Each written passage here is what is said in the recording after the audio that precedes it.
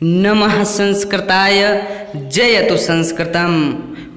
स्वागत है आप सभी का मेरे YouTube चैनल संस्कृत प्रज्ञा में। मैं हूं आपका दोस्त संतोष कुमार। दोस्तों, आज मैं वीडियो महर्षियों द्वारा उल्लिखित संस्कृत वाङ्मय का संख्यात्मक महत्व लेकर उपस्थित हुआ हूँ। हमारे महर्षियों ने संस्कृत वाङ्मय का संख्यात्मक महत्व का प्रतिपादन किया है। दोस्तों, महर्षियों द्वारा त्रयः अग्नयः, 3 अग्नियों का उल्लेख किया गया है। नंबर 1 बड़वाग्नि, नंबर 2 जठराग्नि, नंबर 3 दावाग्नि। दोस्तों, बड़वाग्नि जो समुद्र में प्राप्त होती है, समुद्र में होती है, उसे बड़वानल भी कहते हैं। और दोस्तों, जठराग्नि जो हमारे पेट के उदर के अंदर होती है, मनुष्य के, प्राणी के, जंतु के उदर में होती है, जो भोजन को पचाने का, भोजन को जलाने का कार्य करती है दोस्तों। और दावाग्नि जो हमारे जंगलों में प्राप्त होती है, पेड़ पौधों के आपस में टकराने से जो उत्पन्न अग्नि होती है, उसे ही दावाग्नि कहते हैं। दोस्तों, महर्षियों ने 3 कालों का भी उल्लेख किया है। 3 काल होते हैं, भूतकाल, वर्तमान काल और भविष्य काल। भूतकाल जो बीत चुका होता है, जो समय बहुत पहले बीत चुका होता है, उसे ही दोस्तों भूतकाल कहा जाता है, उसे ही भूतकाल कहते हैं। और जो वर्तमान प्रत्यक्ष समय चल रहा होता है, उसे वर्तमान काल कहते हैं। और आने वाले समय को, जो कल आएगा, वह भविष्य होगा। दोस्तों, महर्षियों ने इस संसार में, इस लोक में 3 जीवों का उल्लेख किया है। 3 प्रकार के महर्षियों ने संस्कृत भाषा में 3 प्रकार के जीवों का उल्लेख किया है। नंबर 1 जलचर, नंबर 2 थलचर और नंबर 3 नभचर।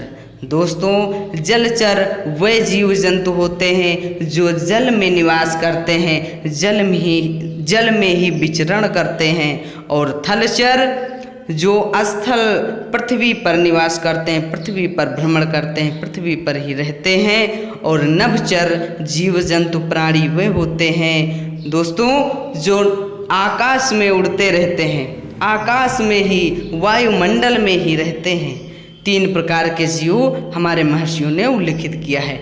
दोस्तों, त्रीणि दुखानि, महर्षियों ने 3 प्रकार के दुखों का वर्णन किया है।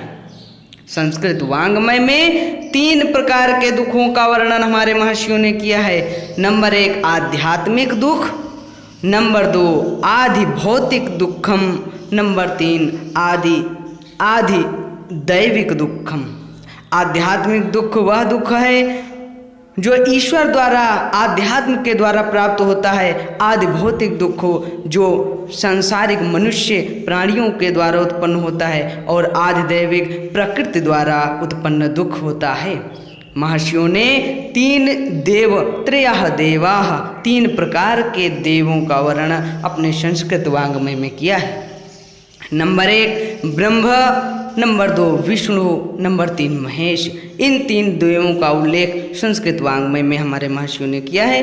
और त्रयः दोषाः, 3 प्रकार के दोष, 3 प्रकार के रोग प्राणी मात्र के लिए हमारे महर्षियों ने संस्कृत वाङ्मय में वर्णन किया है। नंबर 1 वात, नंबर 2 पित्त, नंबर 3 कफ। वात, पित्त, कफ, यही 3 रोग मनुष्य के अंदर होते हैं, मनुष्य के भीतर सन्निहित होते हैं। 3 प्रकार के ही दोष होते हैं। और त्रयः रामाः, 3 प्रकार के राम होते हैं। राम 3 प्रकार के ही हैं, ऐसा हमारे महर्षियों ने वर्णन किया है। नंबर 1 परशुरामः, नंबर 2 श्री रामः, नंबर 3 बलरामः। परशुराम, श्री राम और बलराम, यही 3 राम है।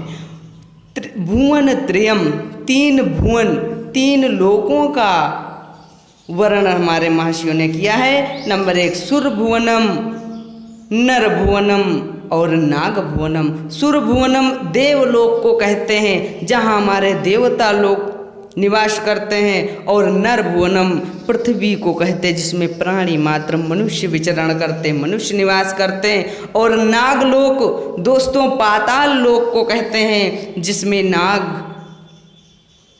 आदि रहते हैं।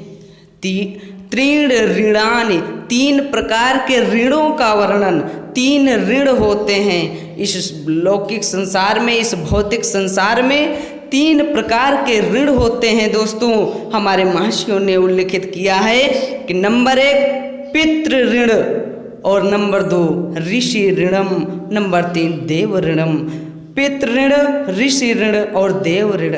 जो माता पिता का ऋण वह पितृ ऋण, और ऋषि का ऋण और देवताओं का ऋण। मूर्ति त्रयम, 3 प्रकार की मूर्तियों का वर्णन हमारे महर्षियों ने किया है कि 3 मूर्तियां ही इस संसार में हैं। Number 1 Brahma, number 2 Vishnu, number 3 महेश्वरः।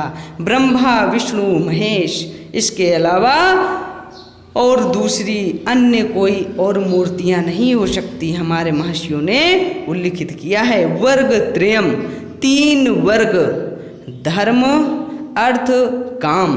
नंबर 1 धर्म, नंबर 2 अर्थ और नंबर 3 कामः। हमारे महर्षियों ने 3 प्रकार के वर्गों का वर्णन किया है।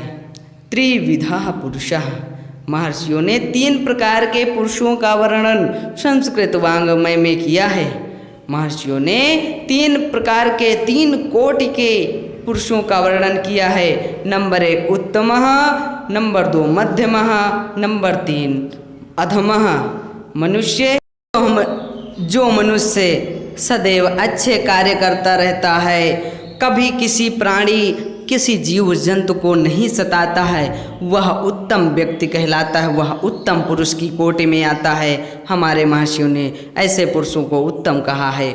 और मध्यम पुरुष वह होता है जो ना किसी को सताता है, ना ही अच्छे कार्य करता है, बस अपना जीवन जिए जा रहा है, ऐसा व्यक्ति, इस प्रकार के पुरुष मध्यम होते हैं। और अधम व्यक्ति को उस कोटि में रखा गया है जो सबसे नीच कर्म करता है, दुष्ट व्यक्ति होता है, वह हमेशा सदैव प्राणी मात्र को, इस संसार के प्राणी जीव जंतु को सताता रहता है, दुख देता रहता है।